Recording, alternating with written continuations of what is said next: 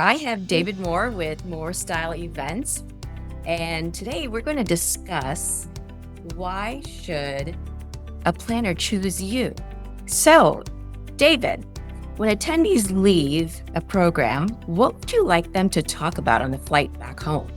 Oh my gosh. I think that when attendees leave, I think the biggest thing that we can do, biggest success for us is when we have an attendee that's, oh my gosh, I signed up already for the conference next year, or I signed up to do this event in the next quarter. So for me, I think that's the biggest thing where you just really feel so appreciated and you're like, oh my God, they really did love us. So yeah, I would say that's my. That's a great indication that it went well, right? And they're already talking about the following year. That just speaks volumes. I think we all, like when we attend events ourselves as a participant, if you will, that's always like when you see someone who is really super engaged and they're like, oh my God, I want to go back at the airport. That's when I know I want to go to that event. I'm like, yes, that's for me, that's the success part of it. Of course. Yeah, you could feel that energy already. Yeah. So if an event is considered a huge success, what would have made that venue the perfect choice? I think it's a personalization with a venue.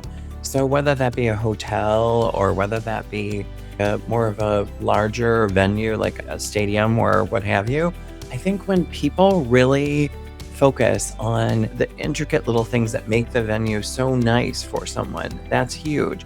So for us, that would be a hotel that really goes above and beyond and really gives people that impression or that feeling that we're really taken care of without being like in front of them. Sometimes it can be too much when the waiter comes to take your food away and you're like, but I wasn't done. I was just talking. But for this, yeah, I get that. It's all about reading the room and just the general feel of the crowd, the nuances, right? Just the little things that they notice when a hotel or any venue, like you were saying, a stadium, who's ever hosting, they're just take it to the next level. They're on top of it.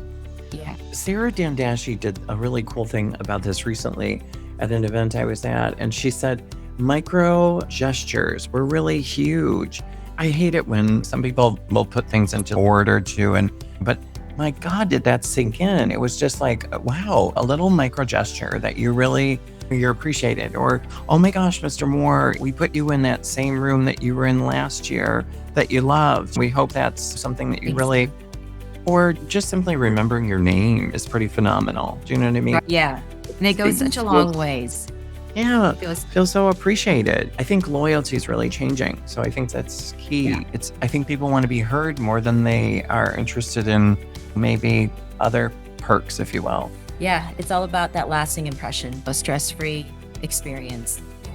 Which leads me to my next question. You touched on this.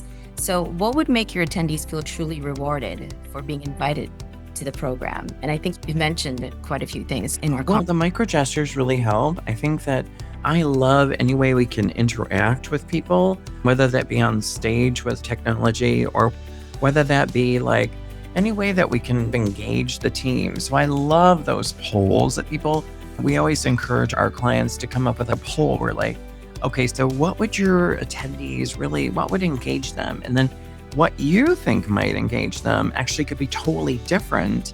And the poll can then lead you right now while you're in the event to a brand new, you're like, oh my gosh, most of the folks in the room want to hear XYZ and we are doing ABC. So you can shift if you're a really good presenter, which I'm not, but I work with so many that are. But when you get up there and you're like, okay, you have a couple slides and you're like, you know what, let's bring those slides over. You know what I mean? Instead of me just doing and it really works. And what's fun is when we do these quarterlies around the world, those folks oftentimes want to have something a little different than what they had already heard, or they watched the video in Chicago, or they watched the video of the live feed in like Miami. But for them, they're like, no, I've already seen that. I actually want to know about this. And so for us, any engagement we can do is huge with loyalty. Yes. Yeah, I love the fact that the poll, that angle where you're listening to their feedback and then adjusting the vision, right? And more experience for them. Yeah.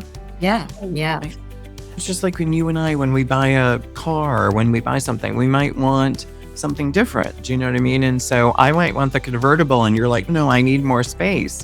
So I think you are able to really make the event specific to the person. That really makes a Right. huge difference. And people Yeah. really notice that. Yeah, it's always going back to just those smaller details, being meticulous, right? And they just remember that and they'll talk about it with their friends, family, coworkers long after the event. Yeah.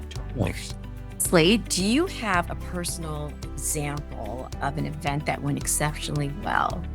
oh my gosh, I have a really good one. And my husband helped me, which was so awesome. We did an Please. event in Vienna and it was gorgeous. It was just such a beautiful setting.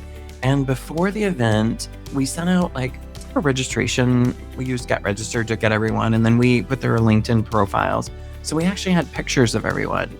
We personalized that event to specifics for each person attending. We were able to do little things. A couple of the folks, obviously everyone wants to make sure food is awesome and everybody can eat. And I was at an event, I was just at High Tech.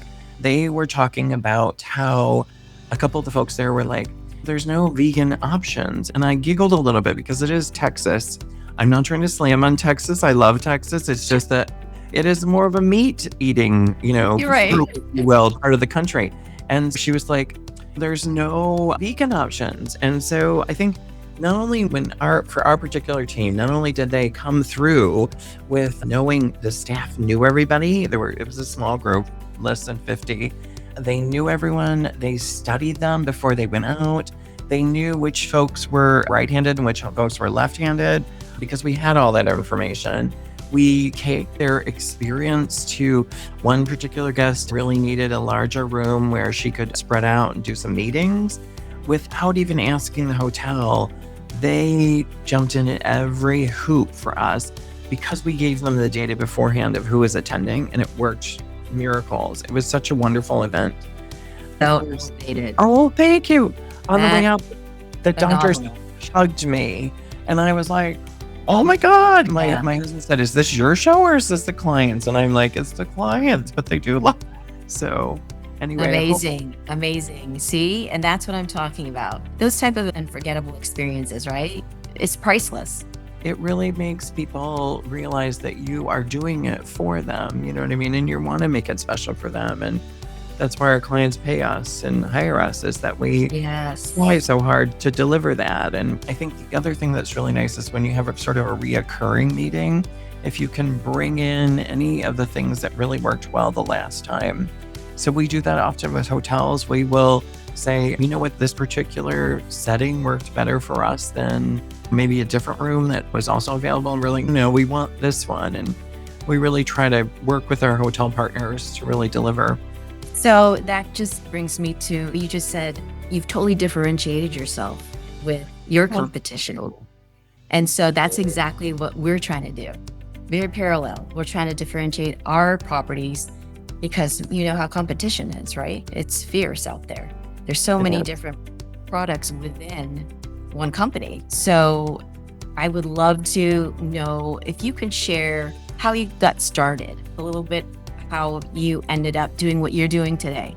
Oh, thank you. I was working with a team at Illumina, a large biotech, and I loved working there. Illumina's an awesome company, really amazing company.